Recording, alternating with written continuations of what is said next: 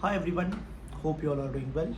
Welcome to the channel, and in the today's video I'm going to tell you about my MBA interview experience with IIM Ahmedabad. Before going into details, just want to give you my background. I am Avdhoot Waghmode, MBA graduate from IIM Ahmedabad. I appeared for the CAT of 2019 and I got around 99.44 percentile. I appeared for almost all the IIM interviews and cracked most of it. Finally, I got into IIM Ahmedabad. I have completed my MBA in 2022. I have spent almost 1.5 years with a consulting company called Kearney, and I'm currently working with one of the epharmacy company called Truemeds. So if you want to discuss with me about any issue regarding your career, or if you just want to have a one-on-one session about mock MBA interview or any guidance about MBA admissions or even careers after MBA, you can click on the link in the description, or the link is given in the first comment of the video. Okay, so let's get back to my MBA interview experience with IIM Ahmedabad.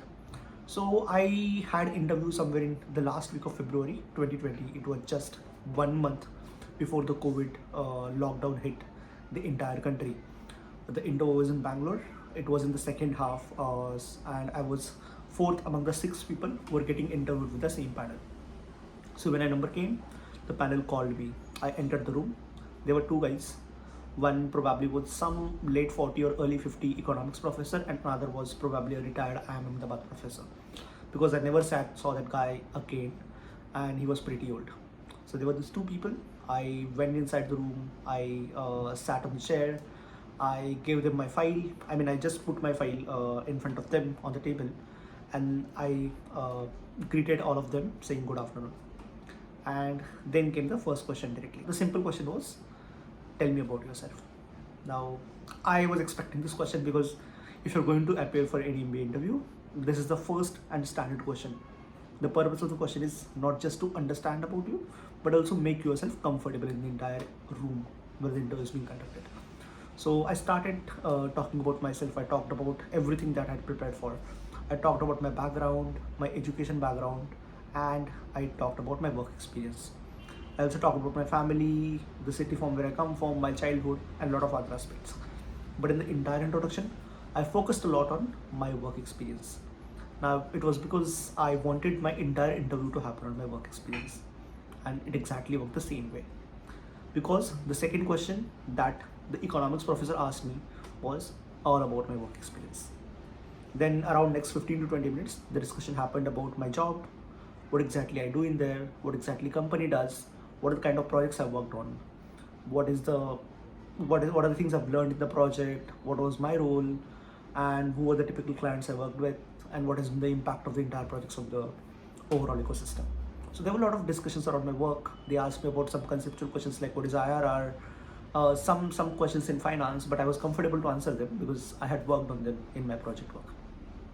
So around first 15 to 20 minutes of interview, very much comfortable, exactly going in the way I wanted my interview to go.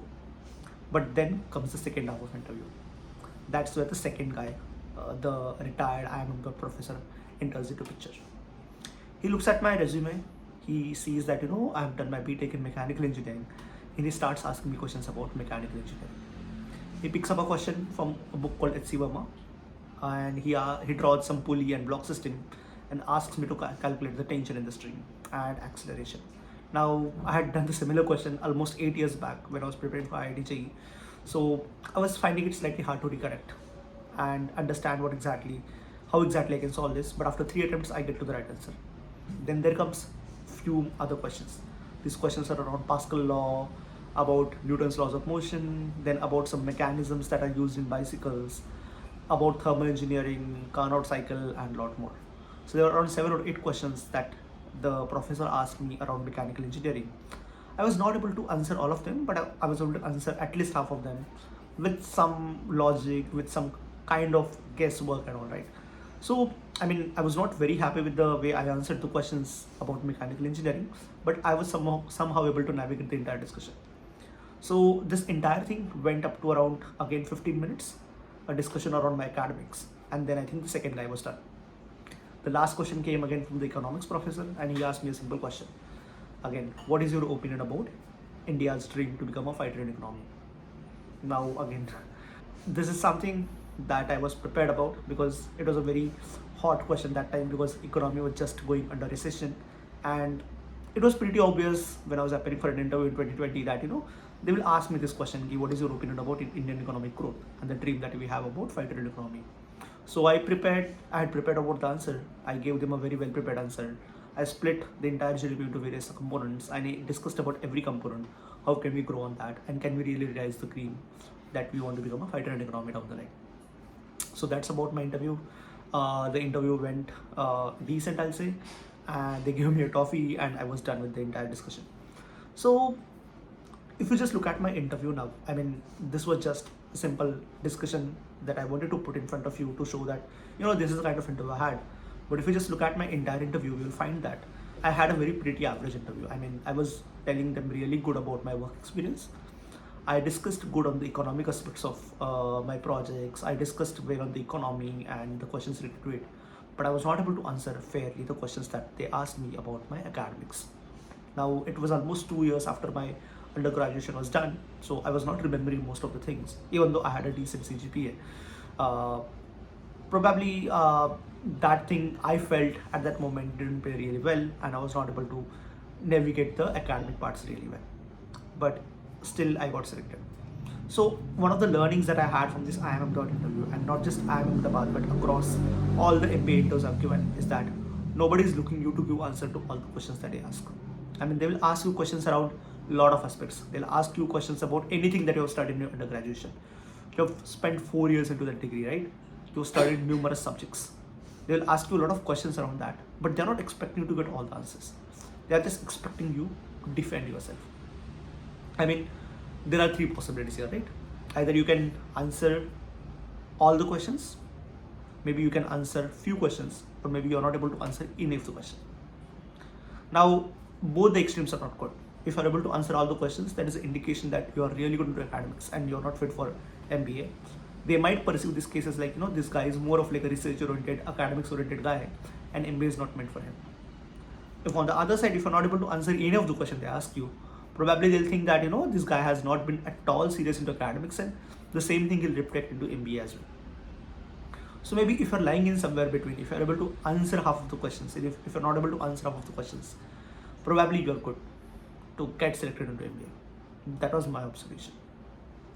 So a lot of you might have appeared for MBA interviews until now. A lot of you might be having interviews in future, and you might be having really good interviews until now or really bad interviews until now. I just have one suggestion for all of you. Just take all the interviews you've had in a positive sense as a learning for you. Don't worry too much that you're able to answer certain questions, you're not able to answer certain questions. It is not always a mathematical scale that you're going to use to judge how your performance was. It doesn't happen that you've answered 50% questions so you'll get 50% marks. It's not the same way. What panel is looking into you is just how you're able to defend yourself. Are you able to express yourselves? And your opinions are really clear or not? Facts, they're not looking into much. They're just looking into your perspective. They're just looking for somebody who can sit into the class, who can contribute towards the class discussions, and who can be a good alum for the college. That's it. So don't worry much. Take everything that you've had until now in a positive way and prepare for the next round of interview. Let me know if you just want to discuss anything else in a video or in one-on-one discussion. Thank you so much. See you in another video.